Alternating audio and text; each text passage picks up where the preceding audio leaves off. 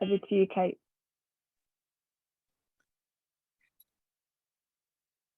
Welcome, everyone. We're just going to wait a couple of minutes for everybody to join, give people a moment. We've had an incredible response, so everyone just hold for a couple of minutes while we just wait for everyone to join.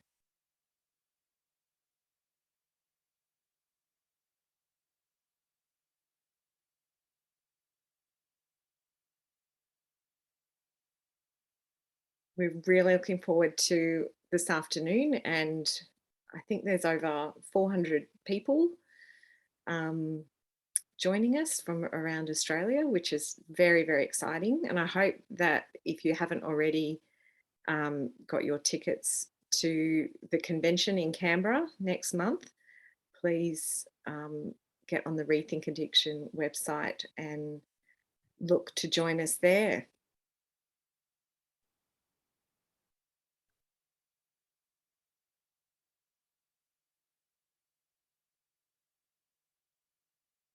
Just wait another minute or two.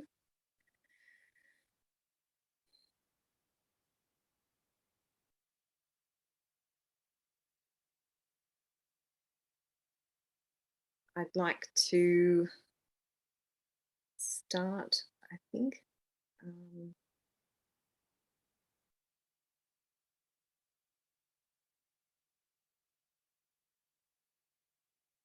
Okay. Let's begin. Welcome everyone to this afternoon.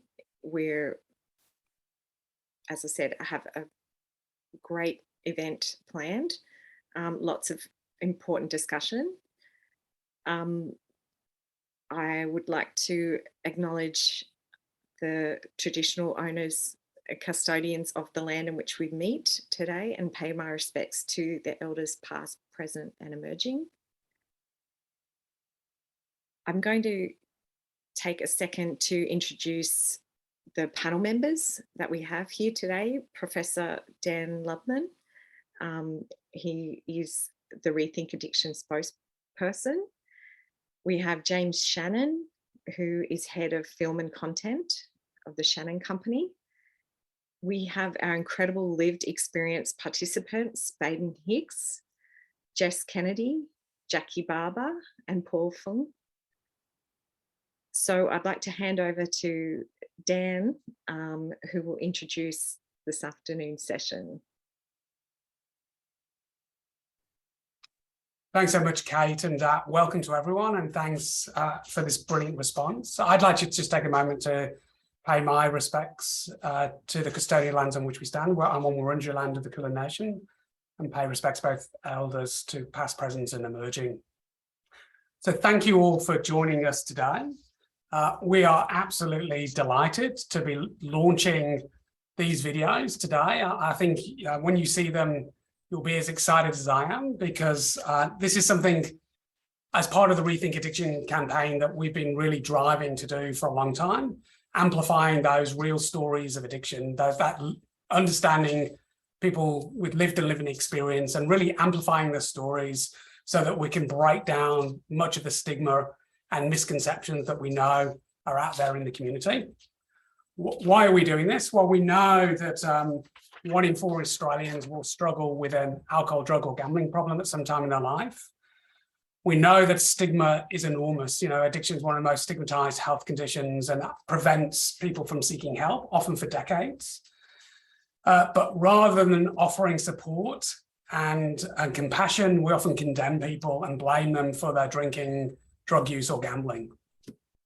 And we know that this deep-seated stigma prevents people from across Australia accessing the help they rightly deserve. We know at this point there's around up to 500,000 Australians at this time who are unable to access the support they need because of lack of access to treatment or because of that fear of judgment. And we know that alcohol, drugs and gambling, are often a coping mechanism when people experience trauma, mental health issues, isolation, or major stresses in their life. But what we see in the media, and this is the narrative essentially that most of us see in the community, is that we see these issues portrayed as a moral failing or a sign of weakness. I think the really important thing to say here is we used to see mental health issues, depression, anxiety in a similar way, but now we, as a community, understand those issues much more, and we show much more compassion. So the Real Stories of Addiction campaign, which we're launching today, is a new anti-stigma campaign, which we hope will help to transform how we perceive addiction across Australia and look at people with lived and living experience of addiction.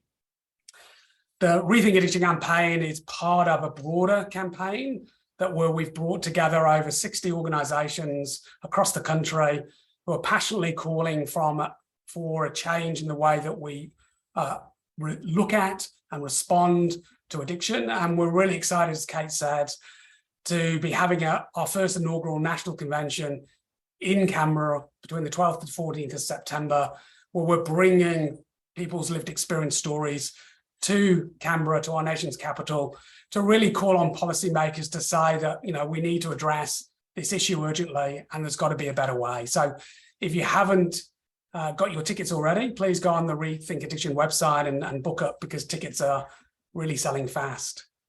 So that's the background to the campaign. We're just super excited to be able to share this with you today. And I'll hand back to Kate to introduce the various videos and to continue the discussion. And I'm sure all of you waiting to see these videos in action.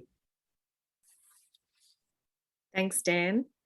I'm actually going to ask James to introduce the first video.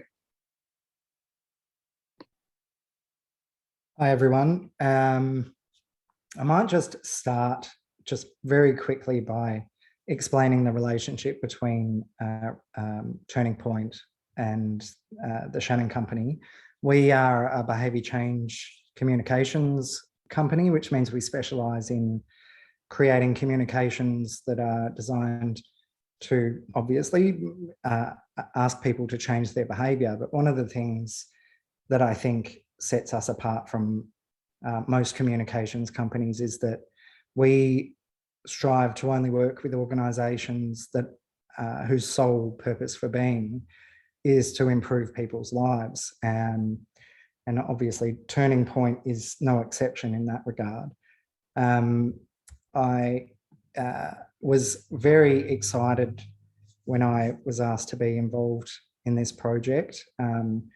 Addiction, like for many people out there, probably most people who are tuning in today, is something that's also affected me personally and my family. So to be able to be involved in creating something that doesn't just address the issue, but also probably addresses a barrier that most people don't even realise exists, which is that the stigma associated with addiction is something that can often, as Dan said, get in the way of people seeking the support that they need. It's been an amazing journey, and I've been lucky enough to meet some amazing people to create these videos. And I'm really excited to be introducing them to you today.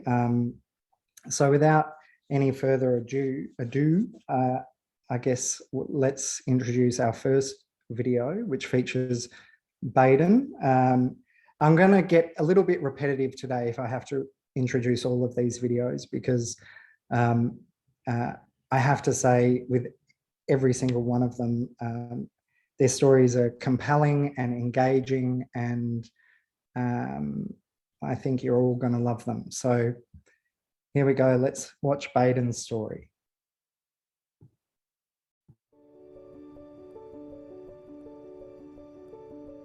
I actually started spearfishing when I was pretty young.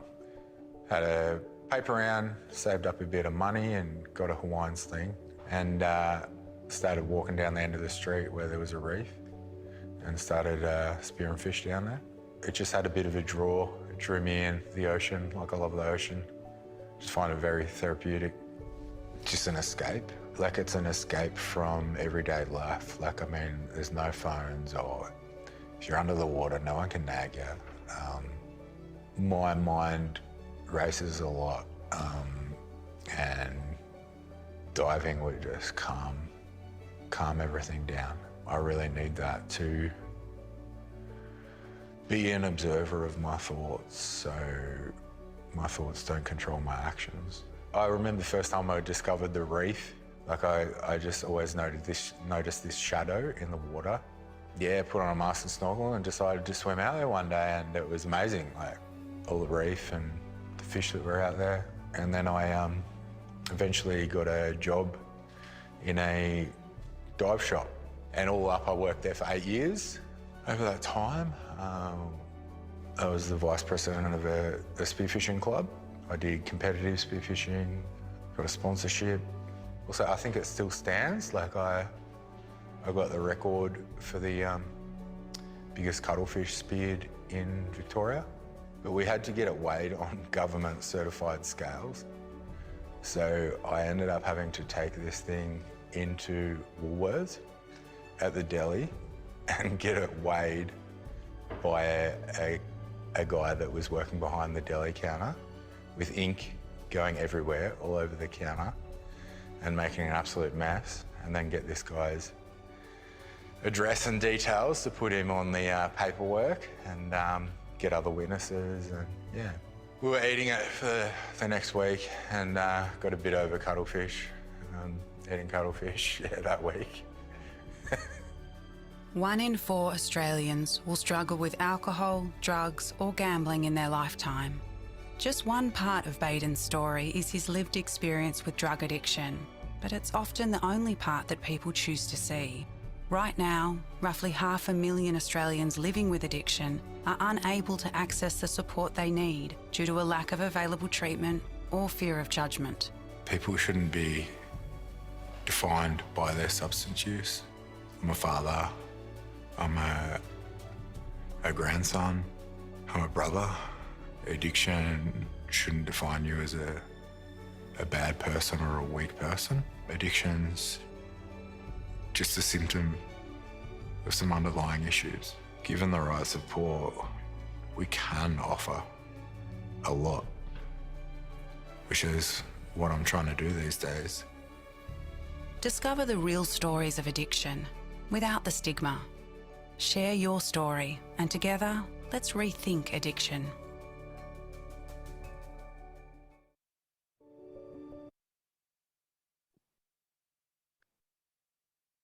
Well, I'd like to welcome Baden to the conversation. Baden, how did that feel being up first and seeing yourself? Just first, I'd like to say hey everyone, and thanks for coming along to the launch and watching my video. Yeah, it's been a journey. It's always strange seeing myself on camera. But yeah, it sort of reminds me of where I've come from and what I've overcome as well to get where I am today. Can be emotionally taxing, like sort of talking publicly about some things that are very personal to me, like it can really take it out of me. But if it helps fight stigma, I'm all for it. Absolutely. That's so powerful. Thanks, Baden. Dan, Baden talked about how addiction is like a symptom of underlying issues. Can you talk to that point? Yeah, thanks, Kay, and a big thanks again to Baden. I mean, I think what's being captured and what James and the team at the Shannon Company have done, amazingly well is, we've been wanting to tell, as James says, and as people would have seen in the videos, that that people are much more than the story we often hear in the media. And I think, Baden, as everyone else here, is really, when you ask people about their lives, and that's what we see, obviously, every day working, fortunately, in the treatment system in terms of supporting people, is when we get to talk to people, people have incredible lives and incredible stories to share. And I think, what we wanted to show through these videos is that, the sort of incredible richness of people's lives. And that's the bulk of the video. And I think what Baden touches on in there, and he talks about quite eloquently, is that often we just see the addiction and that's all we see. But there's things that are, I suppose the metaphors in a Baden story are being underwater. So there's things under the water that often we don't see that sort of explain what's going on in his life, particularly around addiction. And certainly, as I said earlier, we know when we see people in the treatment system, it's often asking people, what happened to you? What's been going on for you, to try and understand why they're in this position at the moment. And I think that's the conversation change we have to have. Often what we're seeing in the media is people just labeling people based on the fact that they use alcohol, drugs, or they gamble, rather than try and understand what has driven them to sort of rely on those to solve something that's underlying. And I think that the videos do a brilliant job of hinting towards that, all the videos. And I think Baden's video, really nicely highlights the fact that something's going on and that we need to think a lot deeper about this issue. Thanks, Dan. James, do you want to introduce our next video? I would love to do that. One thing I should have mentioned before the first video, Baden's video, played, was that there are often, with Zoom links, delays and sync issues when playing back these videos. So you just have to be patient, but it's also a really good excuse to go and look them up after this session today. The next video was definitely an entertaining one to film for various reasons. One was because of an extra guest we had on set, but everyone on set fell in love with both of these guests on the day. Yeah, Jess, like Baden and like everyone else, had such an extraordinary story to tell. And I think probably this is a good time for me to mention that one of the most challenging parts of my job when I create these videos is it happens after the filming, and it's the editing process. And the most difficult thing in all instances, particularly in Jess's, was figuring out what not to keep in the video. Because if we had our way, or if I had my way, these videos would probably last 20 to 30 minutes rather than around 3 minutes. But I think that we've managed to capture the essence of Jess's story quite well. And again, I think you're all going to love it.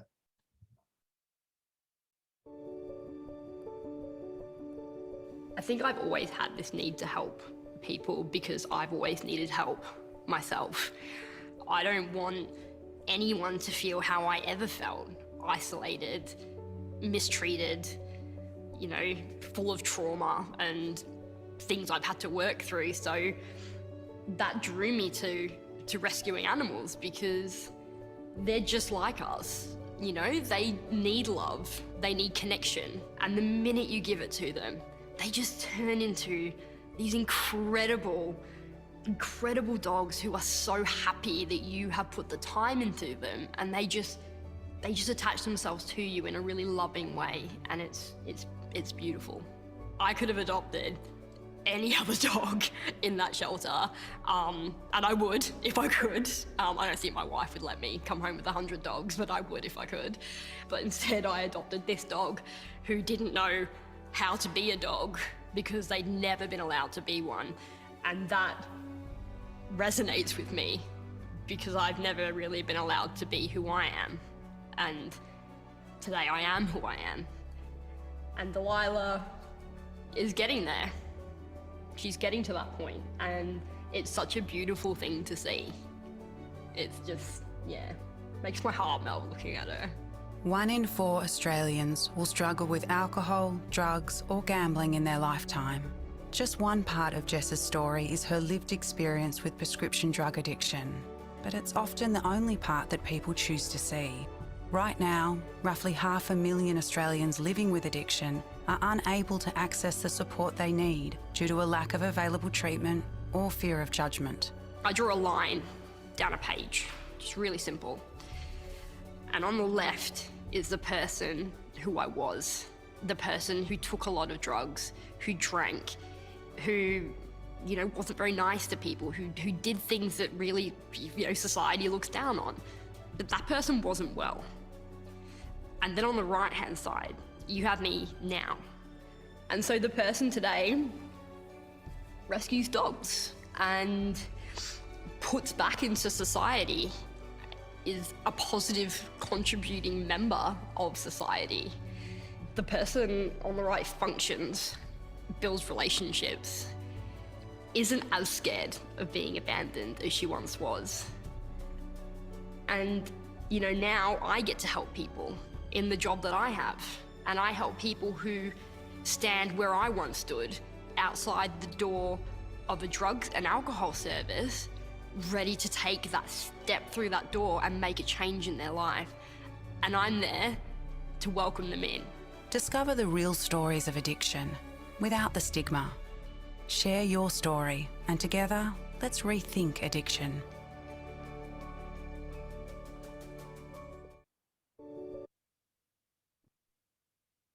Welcome to the panel, Jess. Thank you for your beautiful journey. Being able to help people is such a strong message. How do you hope that this video will help people? Look, it's a funny thing, hope, you know, like, I think when you've gone through a lot of your life, you know, not having a lot of support, and not having anywhere to turn to when you have issues, you feel quite defeated. And I know that when my addiction journey got to the point when I got help, I didn't know anybody else who had a problem, and I was so alone, you know. But then as I did a bit of research a few years later, I was like, oh, there's loads of people who talk about this, and I was like, this is great. And I became this loud, proud person who, you know, owned their addiction, and you know, like, my story is very long and windy and twisty, but at the end of the day, I survived it, and I love telling people that they're going to survive it as well, and helping them, you know, get along and do that. It's an incredible opportunity, and having a platform like this where these messages can be heard is an absolute honor. It was very emotional being a part of it, and it was great. I hope everybody enjoyed it. But Delilah is here. She's just asleep. Hi, Delilah. Thanks, Jess. James, they say that you should never work with kids or animals. How important was it to have Delilah in the video? I thought this question might come up. Believe it or not, and I agree with that first part of your question, you should avoid working with children and animals as often as possible. But in this instance,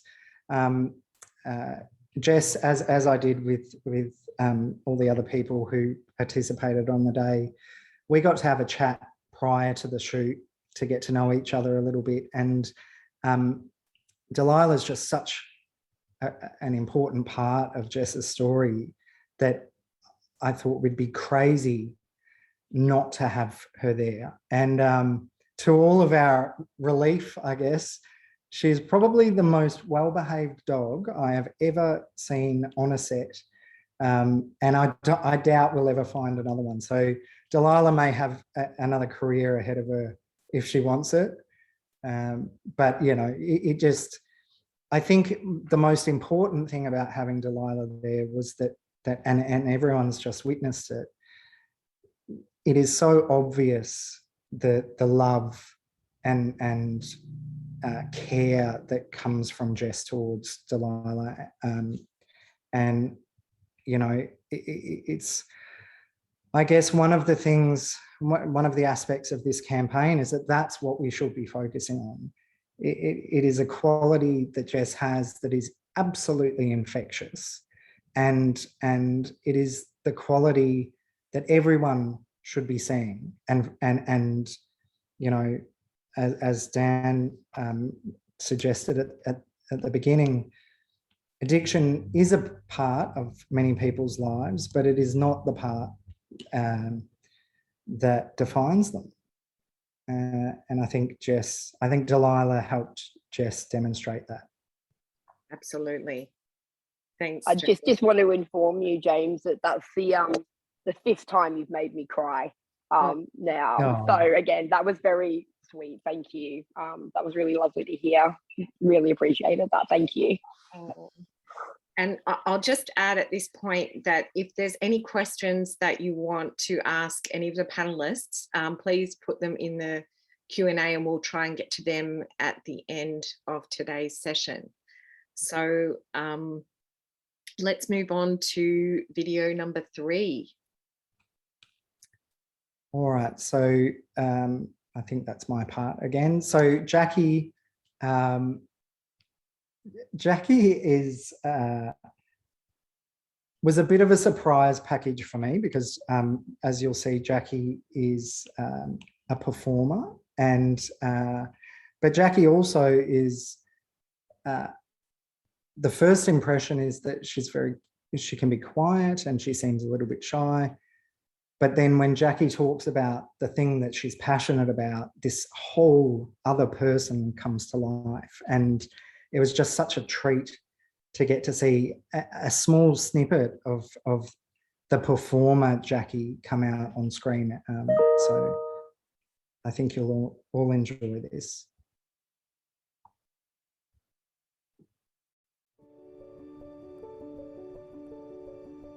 I studied at St Martin's Theatre and National Theatre when I was sort of a teenager. I think from watching TV from a young age and always watching the Oscars and thinking, wow, one day I'd love to do something like that. So I would always be in school plays and audition for plays when I got to high school. I found it like really nerve-wracking, but I still love the thrill of doing it and love the thrill of the performance. I love the idea of being lost in a character, so I can forget who I am for a couple of hours on stage and just get lost in that world. I played it was a big part in a play called Silly Cow by Ben Elton, and I had to dye my hair blonde for the part. There were a lot of wig changes, a lot of lines to learn, a lot of action on stage. So yeah, that was challenging, but you know, equally just as rewarding because it was such a big part. When you're singled out at the end in your curtain call because you've had most of the lines and you've been on stage most of the time, it feels really rewarding.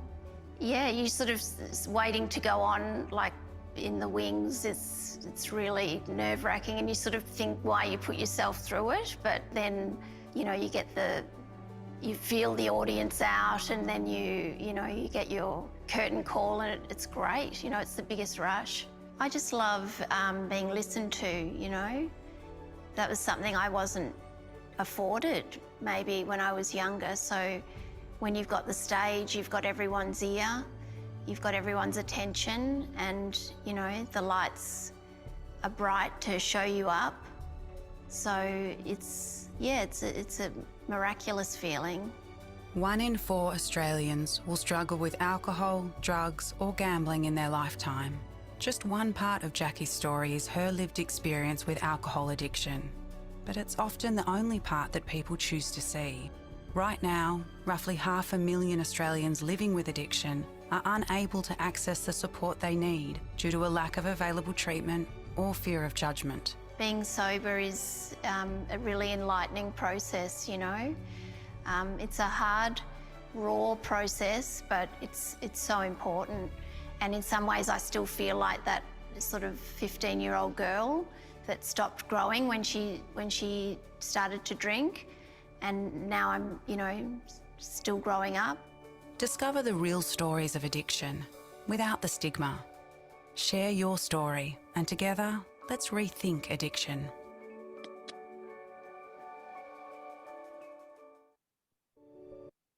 Welcome to the panel, Jacky. Thank you. Thank you for sharing your beautiful story. With performances being suspended during COVID, how did you maintain that connection and escapism?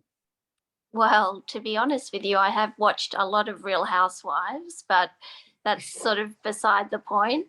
I attended lots of peer support groups online, which were invaluable. And for me, motivationally, I would listen to musicals on Spotify because I found them really upbeat and they'd sort of help me.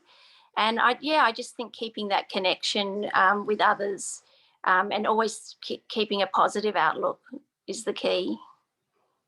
Absolutely. Dan, there were many media reports during the lockdown period of increased drinking in that time. Is Jacky's story one that was heard by you more often? Yeah, look, I think COVID's obviously been a very difficult time for us all, but I do think what it has done in this space, both in terms of alcohol and gambling, is really put it much more in people's minds that being in lockdowns, being isolated, having your normal support networks sort of pulled away from you, and having worries of sort of ill health or financial stress. I think people are all felt a bit more vulnerable than they might have done pre-pandemic, and certainly that's what we saw in terms of increased consumption of alcohol. We saw many more people going to health services with alcohol-related harms, people that you wouldn't normally expect to do that. And I think there's been a whole rethink about and discussion around alcohol out there in the public. So I think it's really fantastic, that Jacky is brave enough to share her story, because I think it will resonate with so many people. Similar to Jess and Baden, I think it's really amazing to hear these stories, which I think all those individual stories, there's elements in those that I think we all sort of connect with, and I think that's the fantastic thing that both James and the wonderful people we've had involved in this project, really sort of having real stories that sort of tell the real stories, but also connect to what people's experiences are. So many people's experiences are that they just don't see anywhere else, in the media. So I think hats off to Jacky, beautiful video, and it was fantastic to hear that story and to see how it resonates with so many people. Absolutely. Thanks, Dan. Thank you, Jacky. James, would you like to introduce Paul's video?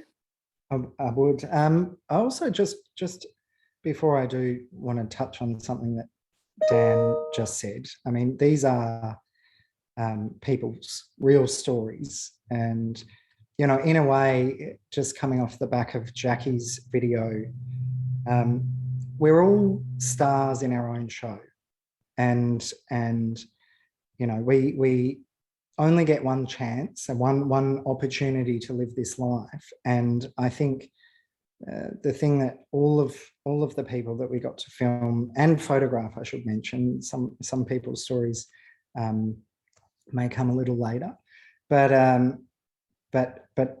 what everyone was able to demonstrate is that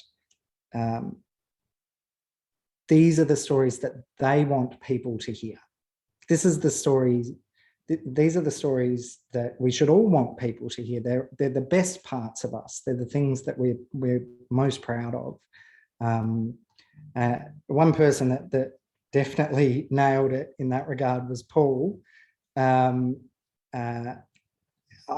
think I walked away from our shoot being inspired by everyone, but I was particularly inspired by the way Paul told his story. He is innately a storyteller, and there are so many aspects of Paul's story that, again, it was difficult to kind of figure out how to deliver one concise kind of story. But the area that we ended up focusing on, I think, was what stood out to me as being the most interesting part of Paul's life. The most interesting part that he shared with us on the day. But I am sure that after watching this, everyone will want to know even more about him. So let's play it.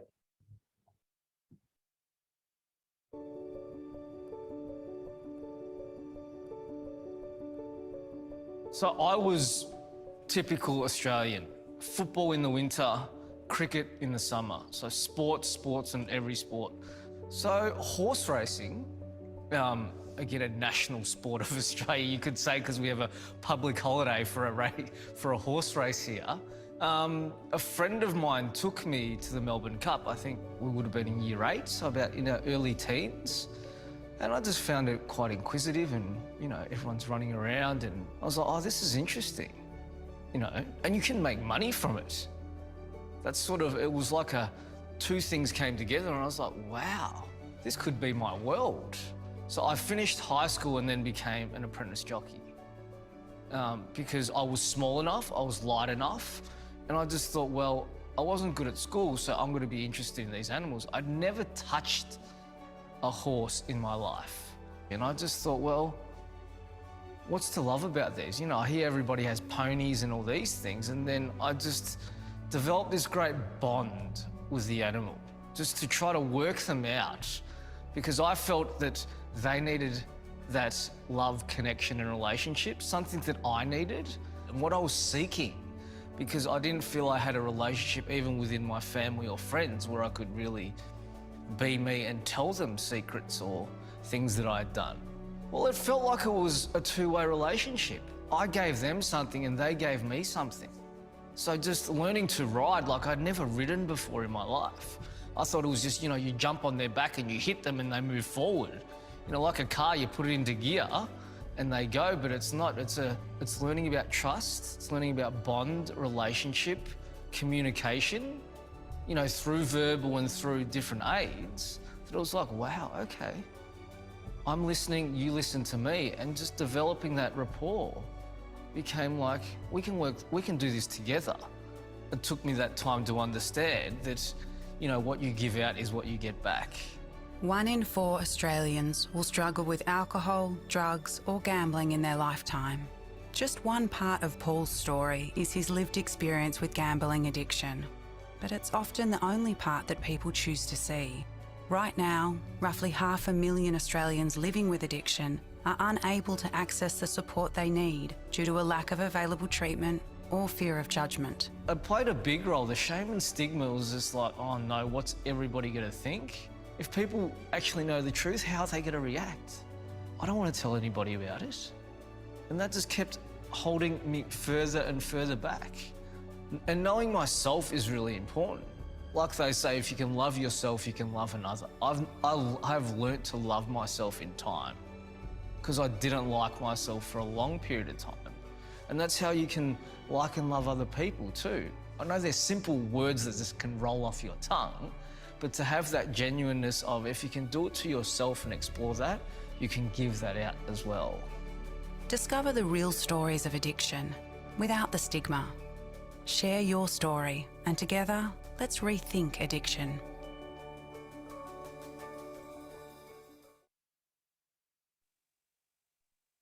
Welcome to the panel, Paul. How are you doing? Good afternoon or good evening, and thank you for having me. Very well, thank you. In your video, you talk about seeking connection with the horses. What other ways have you found connection since stopping gambling? It's really connecting with myself and exploring more about me and really about people. So I think animals, especially horses, were who I used to communicate with most, because I didn't feel that I could express or tell anybody anything. And through, you know, generally my recovery, I've found this, that's the art of communication, is really finding that connection and just being quite open and honest and vulnerable and real has helped me really find that connection, being true and being real rather than portraying a person that wasn't me. And I think that's how I really found the connection of finding out who I was or I am, rather than trying to, put on a mask and pretend that I'm this person to please others.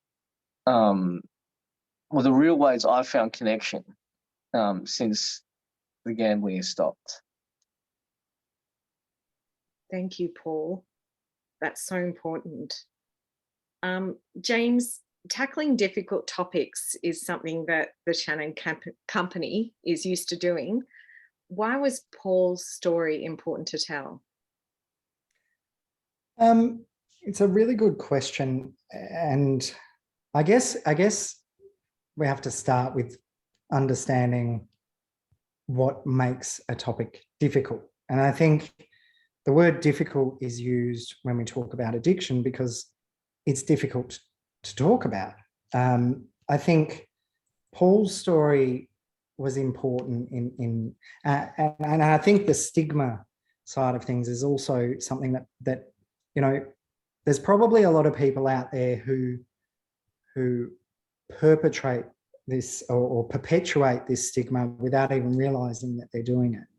I think that this conversation is one that needs to be had because a lot of us in so many different ways have prejudices that we may have been raised with, our environment may have influenced them. I think Paul, a part of Paul's story that wasn't mentioned in the video, but I found helped shape the person that he is today, was that he also had, I hope you don't mind me saying this, Paul, difficulty or feeling like he fit in as a kid because of his cultural background and living in a country that those sorts of prejudices unfortunately have been around for a long time. But I think that for me, what really struck a chord with Paul's story was his ability to find his true self, and Paul articulates it probably better than I ever could. But to find something that he's passionate about, and not only throw himself into it, but learn more about himself by engaging with that passion. And I think that's something that we can all do, regardless of what struggles we have in life. I think finding something that we're passionate about helps us learn more about ourselves. And for an outsider, engaging with other people's passions allows us to learn more about them as well. Absolutely. It's such a crucial part of being a connected human being. Thank you so much for those incredible pieces of work. I also want to acknowledge Nikki Langham and Anna Bardsley, who also participated in the campaign. I guess just quickly introduce myself. I'm Kate Seselja. I'm a national advocate for gambling reform and have lived experience of my own. And this, whole campaign is just so important at highlighting and humanizing this issue so that we can have meaningful discussions and also address the environments that we've normalized that contribute to the harm of others. So I love that we're really challenging this space, and I love that you have brought so many stories to life. Now, there was a question here. Let me just bring that up. Dan, can you comment further about the relationship between social connection and successful treatment and recovery? What does the evidence show us that can help us understand the benefit of connection and healing? Yeah, thanks, Kate, and thanks for the question. I mean, I think it's fair to say, the whole point of this campaign is about addressing stigma. And I think everyone who works in the space understands the impact that stigma has on people, and that internalized stigma and the sense of shame, the sense of judgment that people bring on themselves. And I think that leads to people feeling, to isolating themselves and withdrawing from the support around them. And we know, that and I think what COVID has shown us all is that when we disconnect from people and we don't have those supports, it's really tough to sort of to maintain your mental health and to achieve your goals. And the evidence is really clear that that we see that sort of breakdown in connection and support amongst people who struggle with alcohol, drug, or gambling issues. And we know that a core component of getting people back on track is connecting them again with really positive influences and supports in their lives. And that's why being part of a peer support group like AA or NA or Smart Recovery, or the local community support group or mental health support group, or the local sports club, or whatever it might be, or reconnecting with other family members or friends in life are so critical and needs to be an important component of our approach here. And I mean, I think, I don't know, Kay, if you want to comment or you want to throw it open to, all the brilliant people, who are involved in the videos. But I think what we heard through all those stories is, the importance of connecting to something that you're passionate about, and that passion and that connection to something that has meaning is so important in helping people on that journey to get back to where they want to be. Yes, connection is so important. Do you think that there's a loved one of somebody who's struggling with addiction? They've asked, how can they be part of this campaign? How can they help with this campaign? Dan, do you want to answer that? Well, I think the whole point of this campaign is to raise awareness, and to break down stigma. So I'm hoping that everyone on this who's watching this, or everyone who hasn't had a chance to watch this or watching this later, will, promote this campaign as much as they can across as many channels as they can. So we have these 4 incredible videos, which are about 3 minutes each, but we also have a number of 1-minute videos, which showcases all 4 videos that we've seen, and a number of 30-second clips that showcase a number of the stories. And we're going to be pushing that out through social media and hoping that people promote that across their networks and encourage people to share as much as they can, because the more we get the message out, the more that we get people watching these really inspirational videos, the more we start to sort of challenge sort of that prevailing misconceptions and the stigma that's really there. Again, I just want to shout out, as you have done already, Kate, Nicola Langman and Anna Bardley, who, I think we were blown away by the number of people. When we thought about doing this and said, oh, we want to do this national campaign and we want people to tell their story and share that and share that on socials. Initially we thought, who's going to do that because of the stigma associated with this issue? But we're absolutely blown away by so many amazing people who put their hands straight up and said, I want to be involved. And, obviously big thanks to Paul, to Baden, to Jess and Jacky for sort of their work. But, Anna and Nikki also put their hands up and are obviously involved in this poster campaign, which we're also going to be launching, which is, really fantastic posters around this. So again, we're hoping that people will put some orders in and get them and put them up in their workplace, their community centre, wherever they've got permission to stick them up, or maybe where they haven't got permission to stick them up, because we want to really maximise the reach of this campaign. But really want to thank everyone for being involved. And I think it's very exciting to be able to have this sort of anti-stigma approach and to really tell and focus on, as James has so brilliantly talked about, the sort of, the parts of people's lives that we don't often hear about that are incredible. And so if people can share the campaign, if they feel motivated and want to share their own story, we have a real story page on the Rethink Addiction website. But please share that story, whether you're a got your own lived experience as a, as somebody who has had issues yourself, or a family member, or you work in the field, or, somebody in your friendship network. So as many stories we can share is better. As I said at the beginning, we've got a national convention where we're encouraging people to come forward and then be part of the conversation. The convention is innovative, is in that, it's not sort of sitting there listening to people. It's a very participatory convention. So we're hearing from people's real stories, and we're encouraging people to share their stories and perspectives, because we want to bring those issues to the national capital and to really raise the profile of what is not working and what needs to happen.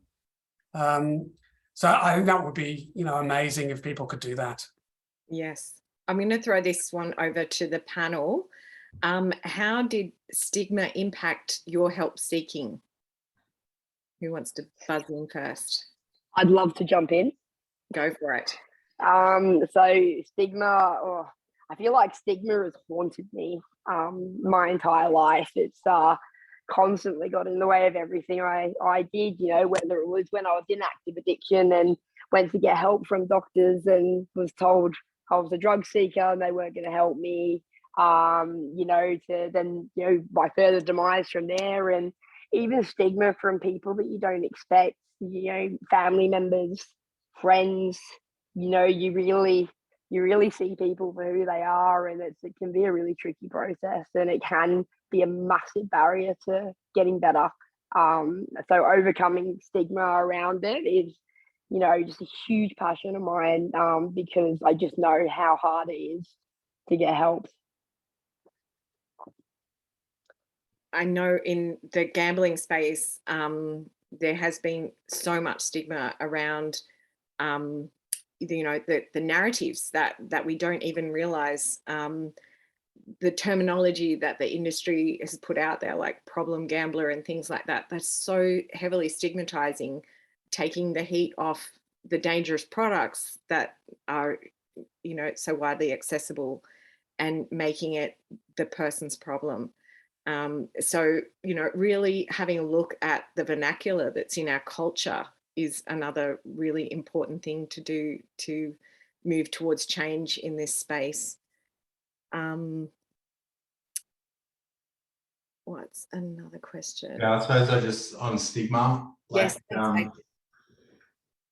For myself, the stigma around my mental health issues, that was sort of adding to it all in the beginning. And that's, the stigma just compiled because I started using drugs and being a drug user, and the stigma around drugs just added on top as well. There's this massive stigma around drugs and people who use drugs, where the stigma promoting that's their problem. But the underlying issues is what makes drug use problematic. Drugs aren't bad. It's the underlying issues that cause drug use to become problematic. And the stigma around that, it just compiles everything.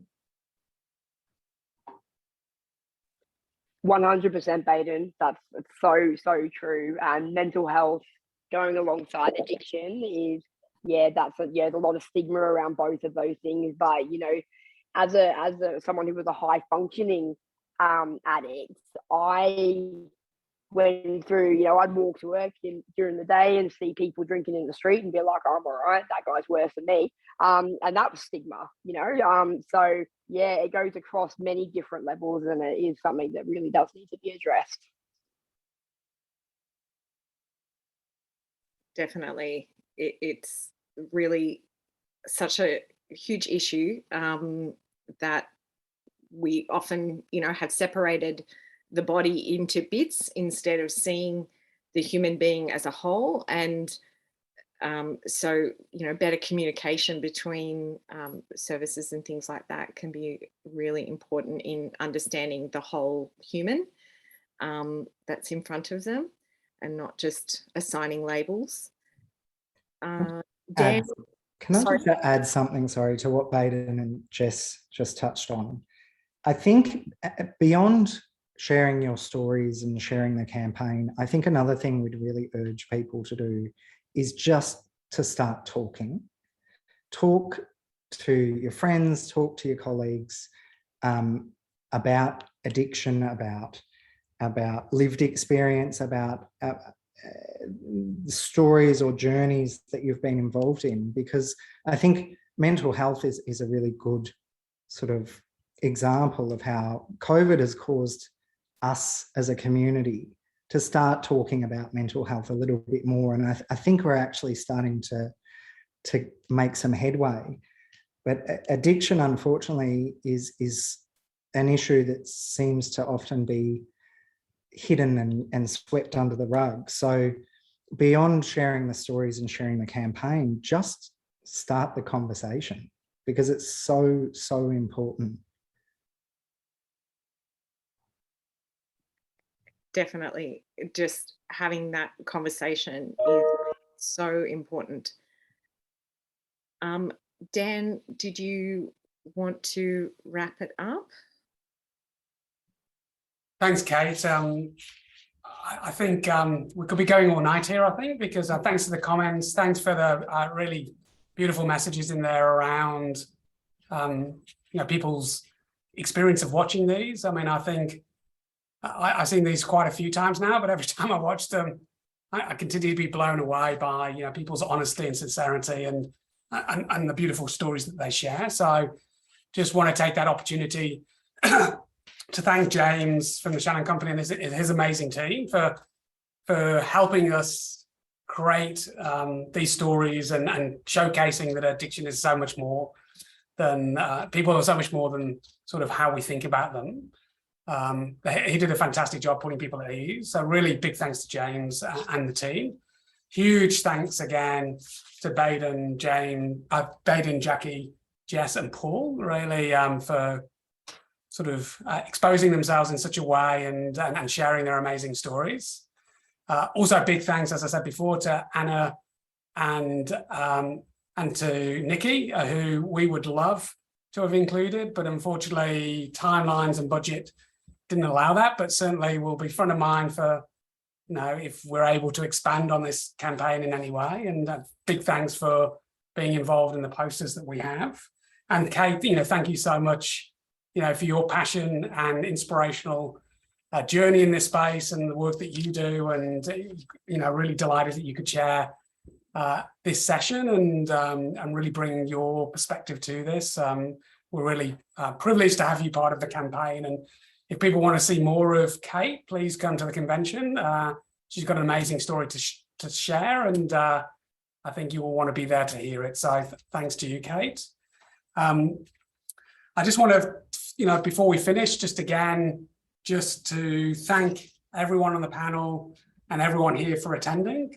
Really appreciate people putting their time in their diary to watch this. I also want to sort of encourage people to share. If you've got stories to share and you want to share those stories, please feel free to share them on the Real Stories page at Rethink Addiction. Come to Canberra, join us. We've got lots of really passionate people who want to share their stories and want to make a difference and create change. So come along and be part of that journey. I think it's going to be a really inspirational few days, and I think it's going to create a lot of energy and excitement, and we really look forward to being there. And as I said, please look at the videos as they are. They're now uploaded to the YouTube channel on our Rethink Addiction website. Share them, talk about them, tell everyone to watch them. And we'll be going out through social media, sort of really pushing these messages. So please post and share and reshare and encourage as many people to watch them as possible, because we do feel that it is going to change people's perspectives and help people to rethink what they think addiction is. So big thanks to everyone. As I say, if you had difficulty watching them today, please go to the Rethink Addiction website and watch them there. And I think we do have a slide on helpline. So I think it's really important, if you're coming here and, you do need support yourself, there's lots of support out there. So please contact us on Counselling Online or Gambling Helpline. They're free 24/7 online counselling services, or call the National Alcohol Drug Hotline 1-800-250-015. and also the gambling helpline, which you can access through the online portal.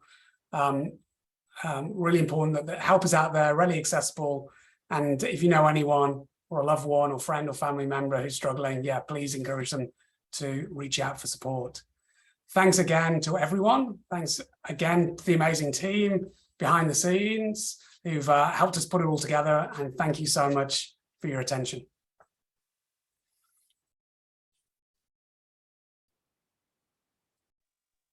Thanks for coming, everybody. Oh.